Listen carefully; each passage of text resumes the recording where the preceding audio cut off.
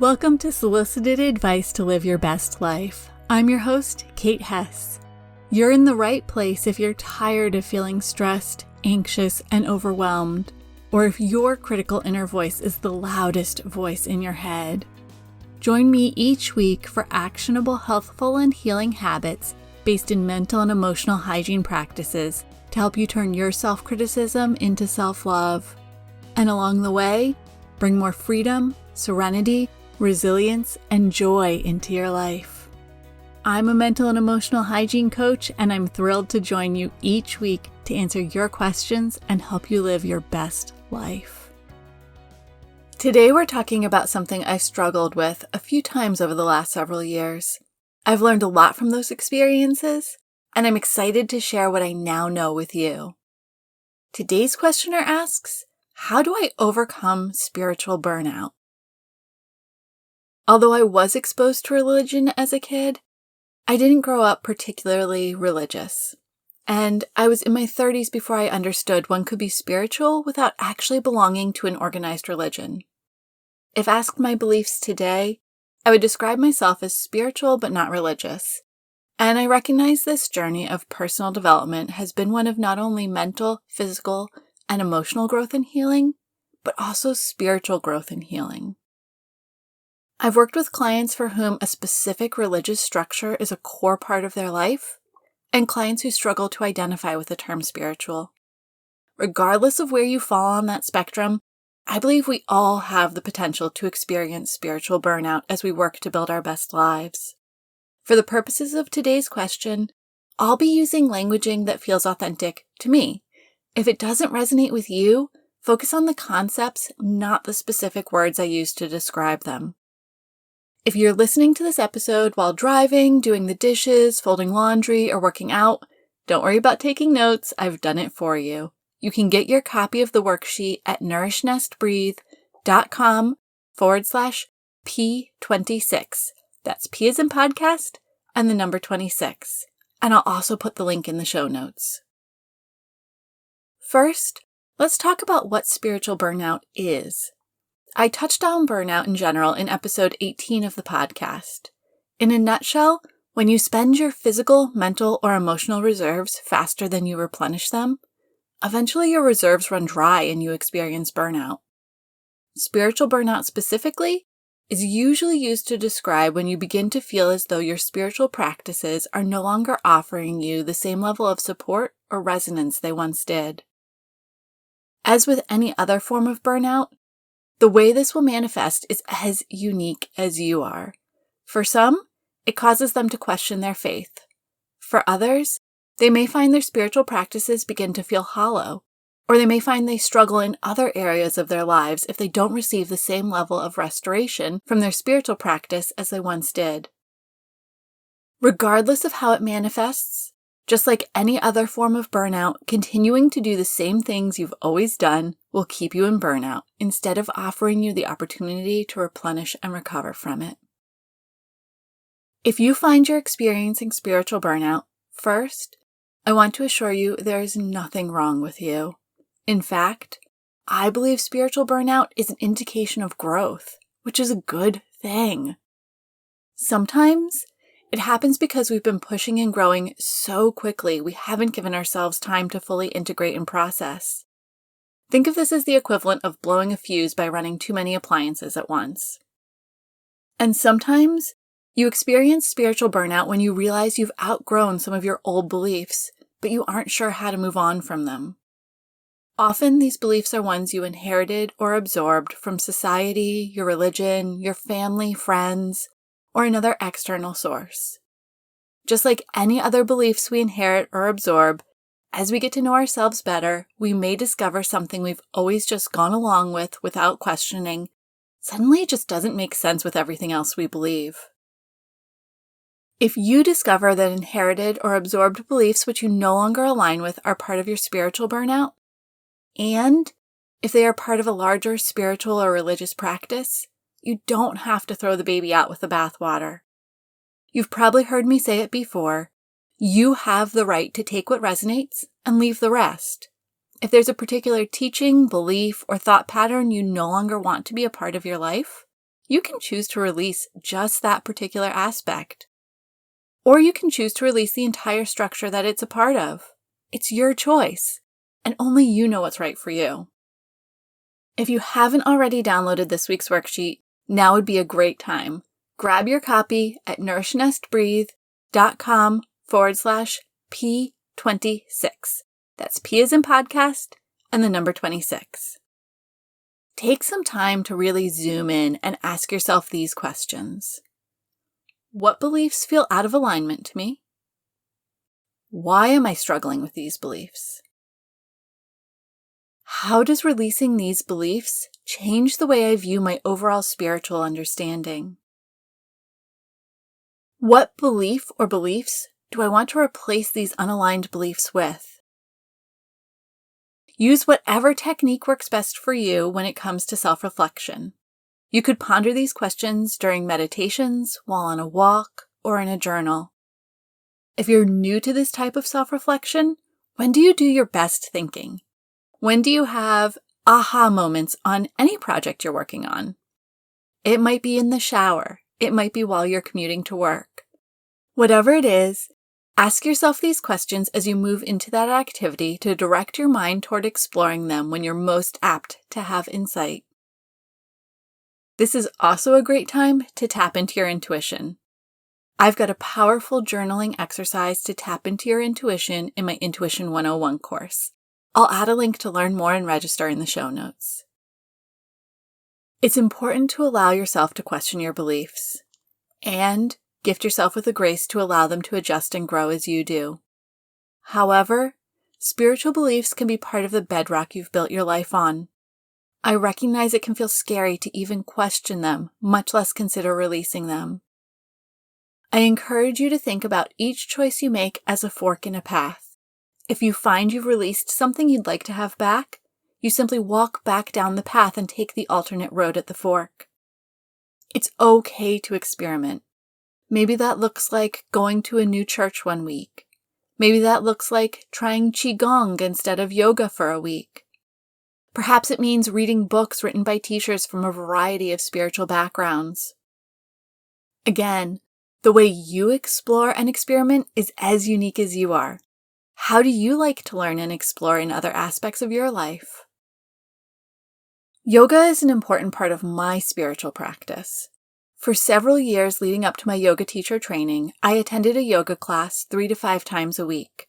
My physical practice intensified during my teacher training, with nearly daily asana either at home or in class throughout the 8-month program. And then I completed my yoga teacher training, and I didn't get on my mat for almost 3 months. I was experiencing my first round of spiritual burnout. I had neither the interest nor the energy for a physical yoga practice. But here's the thing. Asana, the physical yoga poses, is just one part of the 8-limbed practice of yoga. That left me with 7 other ways to explore yoga off the mat. At first, I struggled with not practicing. I felt like I should be practicing asana. I did just finish a teacher training program. But as I began to release that should, I opened myself up to other ways to explore yoga off the mat. And the result?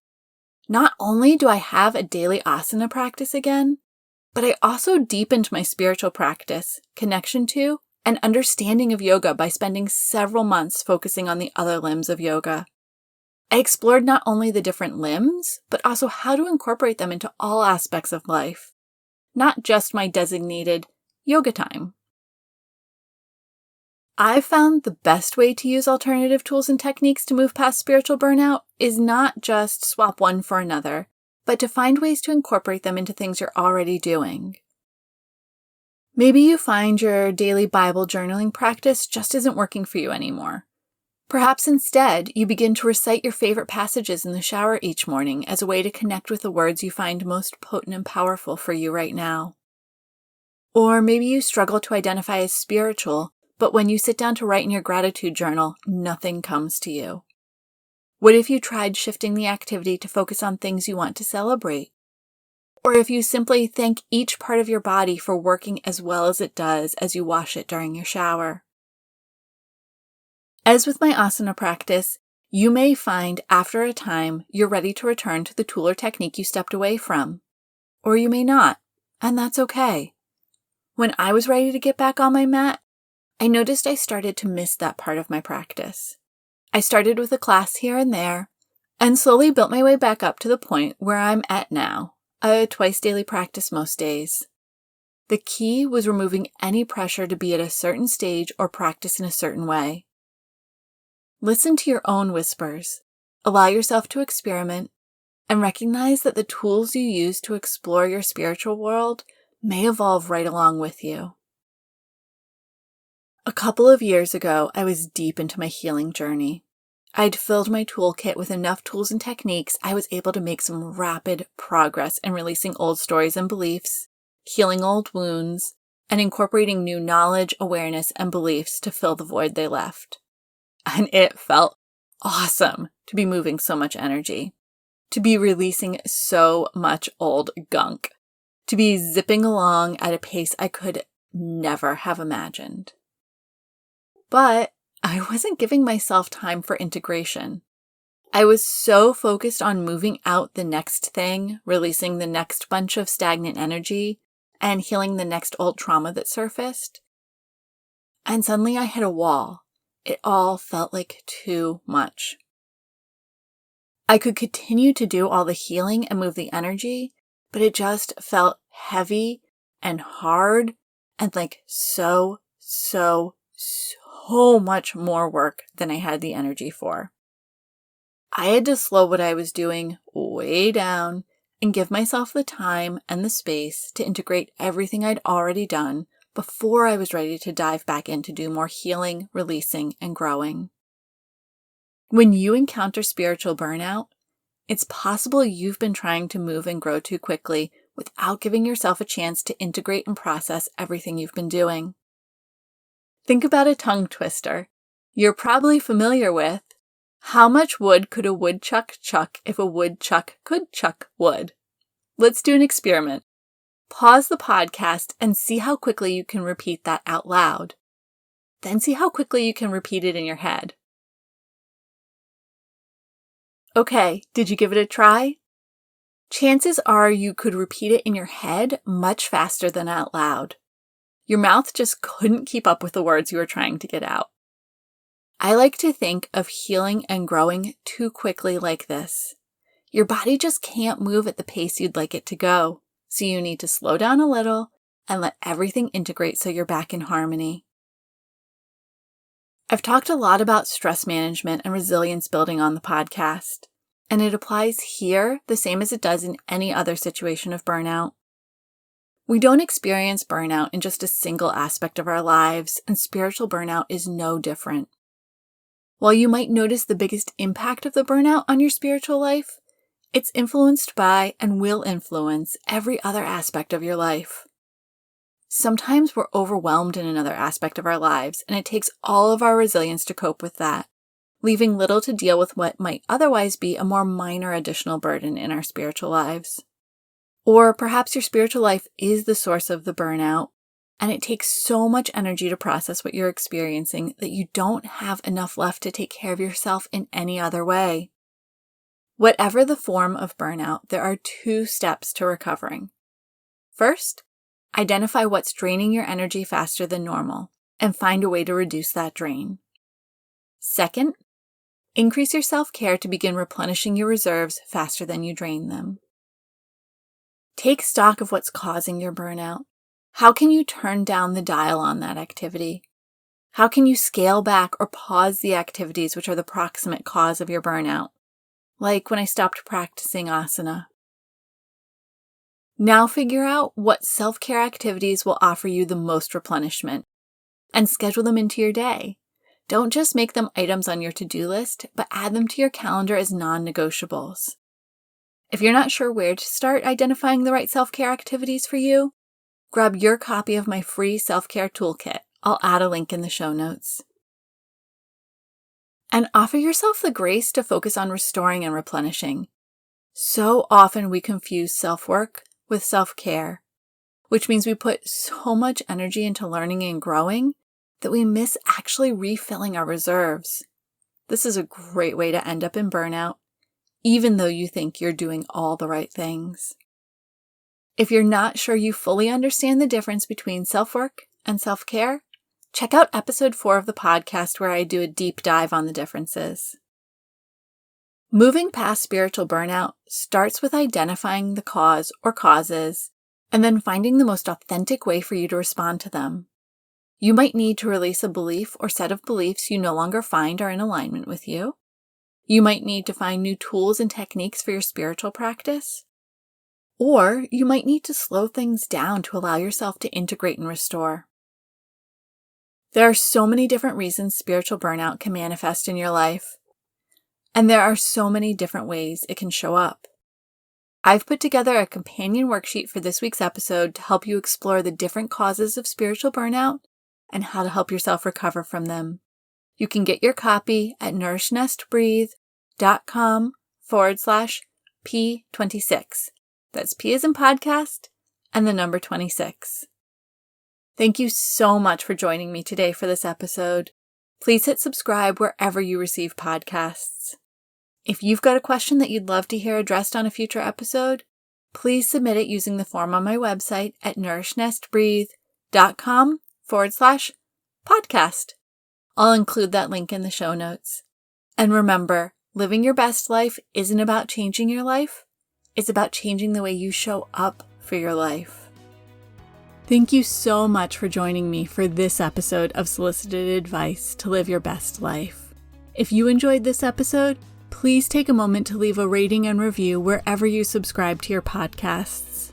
Your rating and review makes it possible for other people just like you to discover this podcast. And don't forget to check out all of my free resources at nourishNestBreathe.com/resources. I'm sending you a great big hug. You've got this.